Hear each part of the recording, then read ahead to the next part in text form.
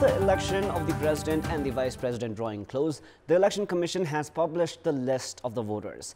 Meanwhile, parties have expedited their efforts to ensure a victory for their presidential candidate as different aspirants continue to emerge. Good evening, I am Praram Madhal. Let's begin with the main stories. Only 3 days remain to register candidacies for the presidential election. Prime Minister Kamal Dahal struggling to reach a decision on Maoist Centre's support. Organized crime on a rise in Nepal, strong laws yet to be effectively implemented. Experts urge on sound investigations. Russian President Vladimir Putin says Russia-China relations have reached new frontiers amid US concerns that Beijing could provide material support to the invasion of Ukraine. And Machindra Football Club progressed to the semi-final of Bhadrapur Chapa Gold Cup. CEO of Church Boys United 2-1 to move to the last four. Political parties have expedited discussions as the date for registration of candidate for the presidential election is drawing close. Now, for the election slated for March 9, candidacies must be registered on February 25. Major political parties, Nepali Congress and CPN-UML, are yet to reach a decision on their presidential candidates. While Maoist Centre will not compete in the presidential race, it has yet to decide on whom to support for the election. Well, Prime Minister Kamal Dahal and CPN-UML chairperson KP Sharma Oli discussed about the presidential candidate. Their parley failed to reach a consensus yet again. During the meeting, Oli proposed party deputy chair Subhash Chandra Nembang and CPN Unified Socialist chairperson Madhav Kumar Nepal. Meanwhile, largest party of the House of Representatives, Nepali Congress, which had extended the vote of confidence to the government, has been claiming the position of president and has been in regular talks with Maoist Centre chair and Prime Minister Dahal. CPN Unified Socialist chair Madhav Kumar Nepal has also been making efforts to become the next president. Nepal appears excited at the prospect of becoming the president after Sunday's meeting with CPN-UML chair KP Sharma Oli. Unified Socialist called a meeting of its secretariat, decided to put forward Chair Nepal as the candidate and has also sought support from Nepali Congress today. Loktantrik Samajwadi Party has put forward its chairperson Mahanta Thakur as the candidate and has already reached out to Maoist Centre, UML and Nepali Congress for their support. Loktantrik Samajwadi leaders met with Nepali Congress President Sher Bahadur Dewa and asked for the party's support for Thakur. UML Chair Oli and Loktantrik Samajwadi Chair Thakur have also held several talks regarding the presidential election. The Election Commission has published the list of voters for the election of the President and the Vice President. In the election where the members of the House of Representatives and the provincial assemblies are eligible voters, names of 2 members of Parliament have not been included. Meanwhile, parliamentarian Lakshmi Mahato Kori, who is listed as absconding by the police, has been included in the list. The Election Commission has published the list of 881 voters, including 331 members of the House of Representatives and 550 members of the provincial assemblies for the election of the President and Vice President. The list does not include Nepali Congress parliamentarian Tek Bahadur Gurung and Arun Kumar Chaudhary of Nagarik Unmukti Party. The parliamentarian status of Ravi Lamichhane, elected from Chitwan Electoral Constituency 2, has already been scrapped. The Election Commission has set until 12 noon tomorrow for filing grievances. Despite exclusion from the voters list, there are possibilities for Chaudhary to vote as his suspension has already been lifted. The final list of voters will be published by 4 p.m. on February 24. The candidacy for the presidential post is to be registered on Saturday, February 25. According to the Commission, vote weight of federal parliamentarian is 79 and that of the provincial assembly member is 48. The law has set different actions for different nature and gravity of crimes. Some of them are known as organized crimes with involvement of planners and executioners. 10 years have gone by since Nepal introduced strong laws against those involved in cross-border and organized crimes. Despite such arrangements, incidents of organized crimes have been on the rise while implementation of such laws has remained feeble. The Central Investigation Bureau of the Nepal Police has arrested Prithvi Bahadur Shah. The CIB has also made preparations to file a case of organized crime against 7, including Shah, for bringing in 650 million rupees to Nepal after embezzling funds in the United States of America. If found guilty in the case of organized crime, additional 50% of fine is added to the amount set by the court. 3 weeks ago, the Anti-Human Trafficking Bureau arrested a group of 5 individuals which had taken a 16-year-old girl to India and filed a case of human trafficking and organized crime. These are just a few representative examples. Police investigations have shown that the involvement of Nepali nationals in organized networks of serious and heinous crimes have been on an increasing trend. The government had introduced an act for organized crime with strong actions 10 years ago. However, 107 financial crimes of organized nature have been recorded since the introduction of the law. Meanwhile, 33 cases of murder, 36 related to arms and ammunition, 17 of abduction and 32 related to explosives have been filed. In addition to that, 15 of the 24 against whom rape cases were filed have been found guilty as well. A total of 323 cases of organized crime are in progress at the court. However, experts have identified the need for sound investigations to ensure the effective implementation of the existing laws. It is now time for our segment Public Polls, where you text us with your opinion. Public Polls. Before we ask today's question, let us take a look at the result from yesterday's poll. Yesterday we had asked, what could be the reason for the failure to protect important data on government servers? 55% were for A, government's negligence, 16% were for B, weak infrastructure, and 29% were for C, lack of skilled human resource. And here is our today's question. What should be done to curb organized crime? Your options are A, end of political protection, B, effective investigation, and C, implementation of laws. The voting is on. Type NEWS, select your option A, B, or C, and send it to 34001 to share your opinion with us. The Deputy Inspector General of Police, Ashok Singh, has resigned from his post. Singh had reached the police headquarters earlier today to resign from the post after it was revealed that he had forged his age and assumed his duties. The age of Singh, who was the head of the police of Sudur Paschim province before he resigned, did not tally in his citizenship certificate and the police seat roll. Singh, who began his career as Sub-Inspector of Police on the 19th of March 1995, would have continued to serve until the year 2025 if he was not dragged into his citizenship certificate issue. Singh, who was a claimant for the post of the Assistant Inspector General of Police AIG, had been eyeing the post for the Inspector General of Police IGP. A complaint was filed against Singh for forging his age at the Commission for the Investigation of Abuse of Authority.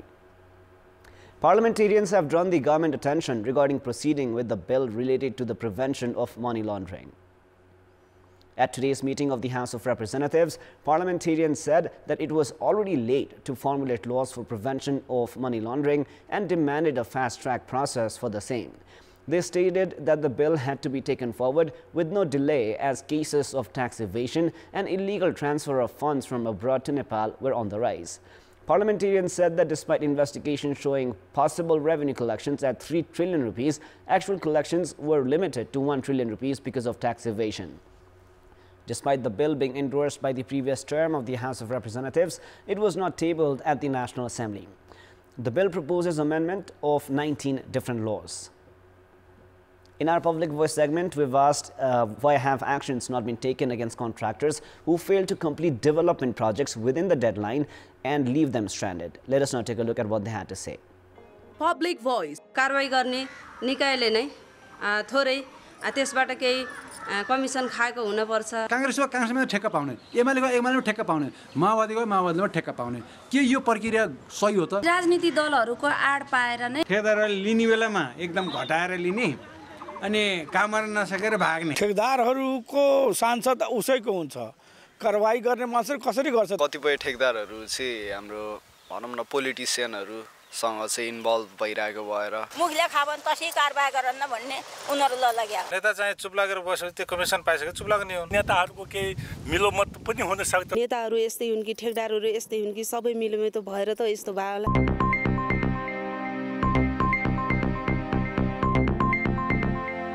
Time now for the international news.